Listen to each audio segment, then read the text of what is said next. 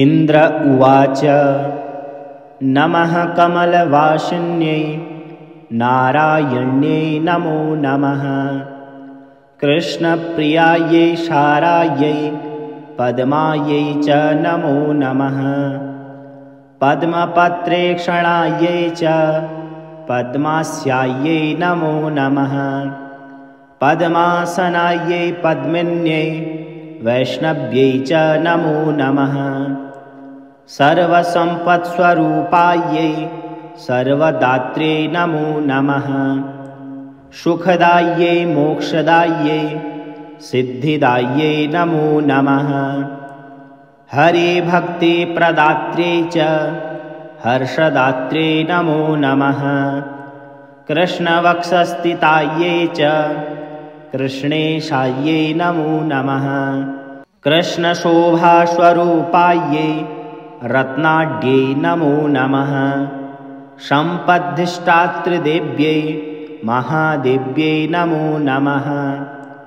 शस्याधिष्ठातृदेव्यै च शस्यलक्ष्म्यै नमो नमः। नमो बुद्धिस्वरूपायै बुद्धिदायै नमो नमः। वैकुण्ठे च महालक्ष्मी लक्ष्मी क्षीरोदसागरे। स्वर्गलक्ष्मी इन्द्रगेहे राजलक्ष्मी नृपालये। गृहलक्ष्मीश्च गृहीणां गेहे च गृहदेवता। सुरभिषा गवां माता दक्षिणा यज्ञकामिनी। अदितिर्देवमाता त्वं कमला कमलालये। स्वाहा त्वं च हविर्दानी कव्यदानी स्वधा स्मृता। त्वं हि विष्णुस्वरूपा च सर्वाधारा वसुन्धरा। शुद्धसत्त्वस्वरूपा त्वं नारायणपरायणा। क्रोधहिंसावर्जिता च वरदा च शुभानना। परमार्थप्रदा त्वं च हरिदास्यप्रदा परा। यया विना जगत्सर्वं भस्मीभूतमसारकम्। जीवन्मृतं च विश्वं च शवतुल्यं यया विना। सर्वेषां च परा त्वं हि सर्वबान्धवरूपिणी। यया विना न सम्भाष्यो बान्धवैर्बान्धवः सदा। त्वया हीनो बन्धुहीनस्त्वया युक्तः स बान्धवः। धर्मार्थकाममोक्षाणां त्वं च कारणरूपिणी। स्तनधयानां त्वं माता शिशूनां शैशवे यथा। तथा त्वं सर्वदा माता सर्वेषां सर्वविश्वतः। त्यक्तस्तनो मातृहीना स चेज्जीवति देवतः। त्वया हीनो जनः कोऽपि न जीवत्येव निश्चितम्। सुप्रसन्नस्वरूपा त्वं मे प्रसन्ना भवाम्बिके। वैरिगस्तं च विषयं देहि मह्यं सनातनी। वयं यावत् त्वया हीना बन्धुहीनाश्च भिक्षुकाः। सर्वसम्पद्विहीनाश्च तावदेव हरिप्रिये। राज्यं देहि श्रियं देहि बलं देहि सुरेश्वरि। कीर्तिं देहि धनं देहि पुत्रान् मह्यं च देहि वै। कामं देहि मतिं देहि भोगान् देहि हरिप्रिये। ज्ञानं देहि च धर्मं च सर्वसौभाग्यमीप्सितं। सर्वाधिकारमेवं वै प्रभावां च प्रतापकं। जयं पराक्रमं युद्धे परमैश्वर्यमेव च। इत्युक्त्वा तु महेन्द्रश्च सर्वः सुरगणैः ननाम साश्रुनेत्रोऽयं मूर्ध्ना चैव पुनः पुनः। ब्रह्मा च शङ्करश्चैव शेषो धर्मश्च केशवः। सर्वे चक्रुपरिहारं सुरार्थे च पुनः पुनः। देवेभ्यश्च वरं दत्त्वा पुष्पमाला मनोहरां केशवाय ददौ लक्ष्मी सन्तुष्टासुरसंसदि ययोर्देवाश्च सन्तुष्टास् स्वं स्वं स्थानं च नारद देवी ययो हरे कोडं हृष्टा क्षीरोदशायिनः ययतुस्त्वौ स्वस्वगृहं ब्रह्मेशानौ च नारद दत्त्वा शुभाशीषं तौ च देवेभ्यः प्रतिपूर्वकम् इदं स्तोत्रं महापुण्यं त्रिसन्ध्यं यः पठेन्नरः कुबेरतुल्यः स भवेत् राजराजेश्वरो महान् सिद्धस्तोत्रं यदि पठेत् सोऽपि कल्पतरुर्नरः पञ्चलक्षजपैर्नैव स्तोत्रसिद्धिर्भवेन्नृणाम् सिद्धस्तोत्रं यदि पठेन् मासमेकं च संयतः महासुखी च राजेन्द्रो भविष्यति न संशयः।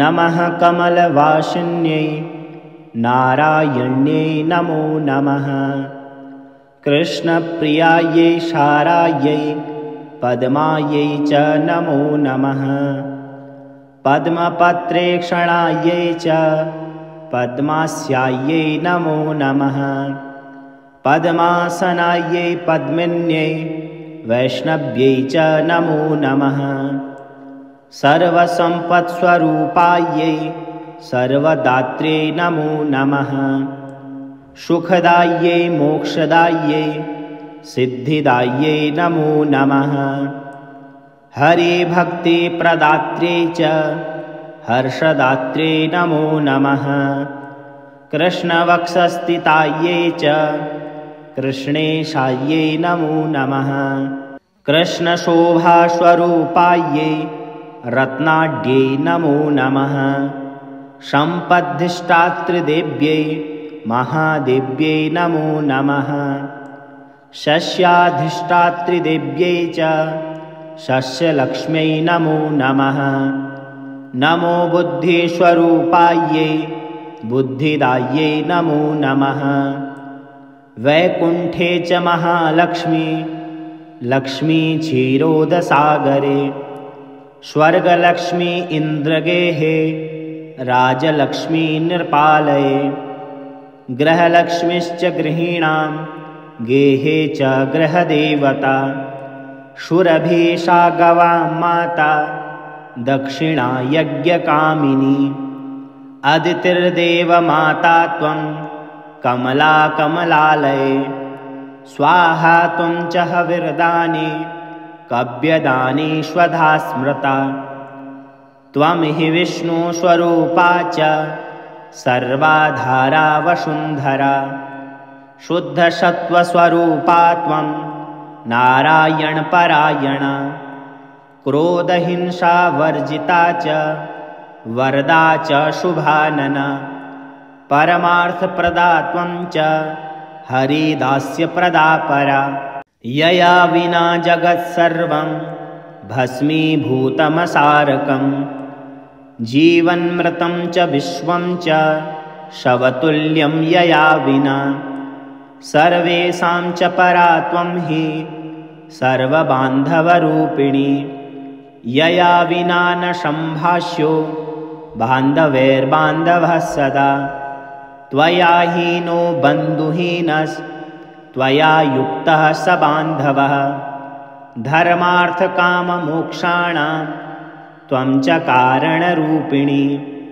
स्तनधयानां त्वं माता शिशूनां शैशवे यथा तथा त्वं सर्वदा माता सर्वेषां सर्वविश्वतः त्यक्तस्तनो मातृहीना स चेज्जीवति देवतः त्वया हीनो जनः कोऽपि न जीवत्येव निश्चितं सुप्रसन्नस्वरूपा त्वं मे प्रसन्ना भवाम्बिके वैरिगस्तं च विषयं देहि मह्यं सनातनी वयं यावत् त्वया हीना बन्धुहीनाश्च भिक्षुकाः सर्वसम्पद्विहीनाश्च तावदेव हरिप्रिये राज्यं देहि श्रियं देहि बलं देहि सुरेश्वरि, कीर्तिं देहि धनं देहि, पुत्रान् मह्यं च देहि वै।